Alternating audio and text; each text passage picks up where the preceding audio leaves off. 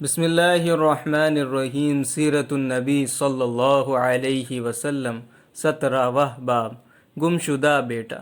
لیکن احتیاط کے باوجود حضرت علی رضی اللہ تعالیٰ عنہ کے والد کو ان کے قبول اسلام کا علم ہو گیا تو انہوں نے حضرت علی رضی اللہ تعالیٰ عنہ سے اس کے متعلق استفسار کیا۔ اپنے والد کا سوال سن کر حضرت علی کرم اللہ وجہہ نے فرمایا، ابا جان، میں اللہ اور اس کے رسول پر ایمان لا چکا ہوں اور جو کچھ اللہ کے رسول لے کر آئے ہیں اس کی تصدیق کر چکا ہوں، لہٰذا ان کے دین میں داخل ہو گیا ہوں اور ان کی پیروی اختیار کر چکا ہوں۔ یہ سن کر عبد المطلب نے کہا، جہاں تک ان کی بات ہے یعنی محمد صلی اللہ علیہ وسلم کی، تو وہ تمہیں بھلائی کے سوا کسی دوسرے راستے پر نہیں لگائیں گے، لہٰذا ان کا ساتھ نہ چھوڑنا۔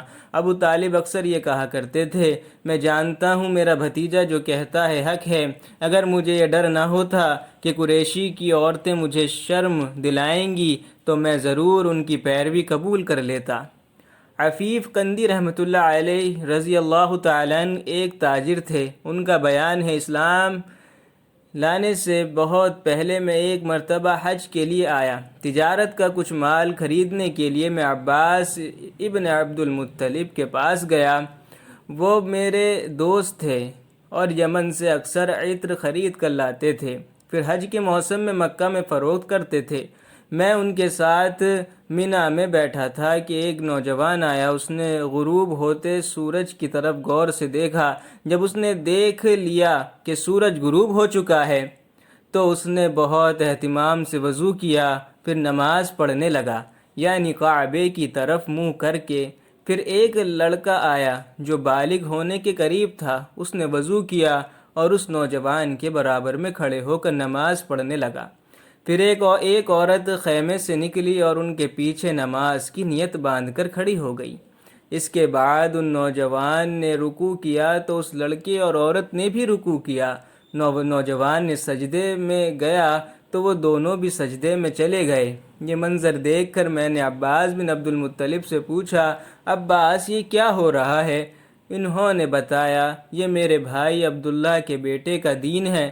محمد صلی اللہ علیہ وسلم کا دعویٰ ہے کہ اللہ تعالیٰ نے اسے پیغمبر بنا کر بھیجا ہے۔ یہ لڑکا میرا بھتیجا ہے، علی ابن ابی طالب ہے، اور یہ عورت محمد صلی اللہ علیہ وسلم کی بیوی خدیجہ رضی اللہ تعالیٰ عنہا ہیں۔ یہ عفیف قندی رضی اللہ تعالیٰ عنہ مسلمان ہوئے تو کہا کرتے تھے، کاش اس وقت ان میں چوتھا آدمی میں ہوتا۔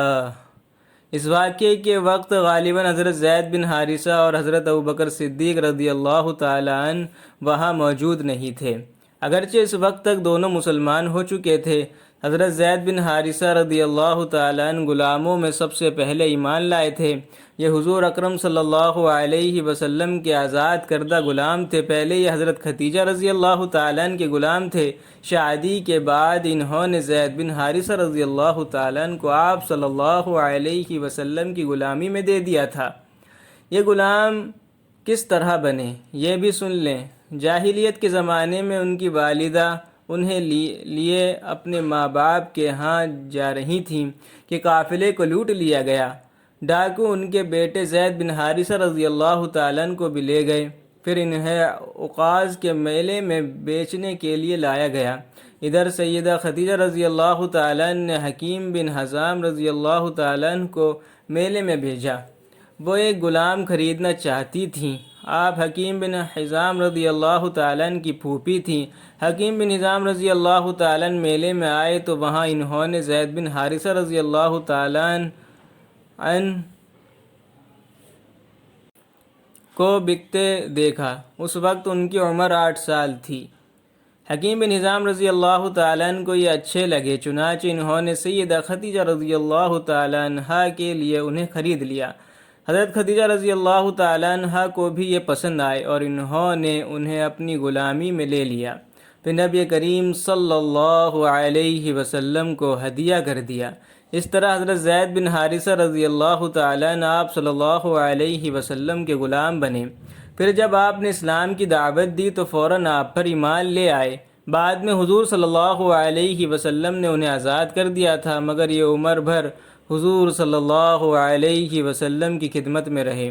ان کے والد ایک مدت سے ان کی تلاش میں تھے۔ کسی نے انہیں بتایا کہ زید مکہ میں دیکھے گئے ہیں۔ ان کے والد اور چچا انہیں لینے فوراً مکہ معظمہ کی طرف چل پڑے۔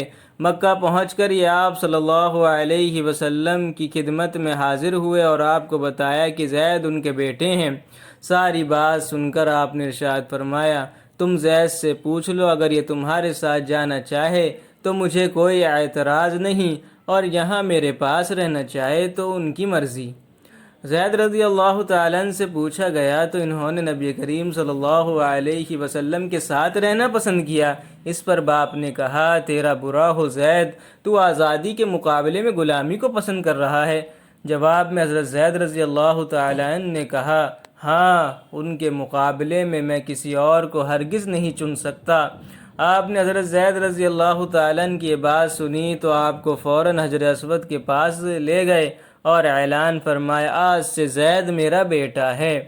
ان کے والد اور چچا مایوس ہو گئے، تاہم نبی کریم صلی اللہ علیہ وسلم نے انہیں اجازت دے دی کہ وہ جب چاہیں زید سے ملنے آ سکتے ہیں۔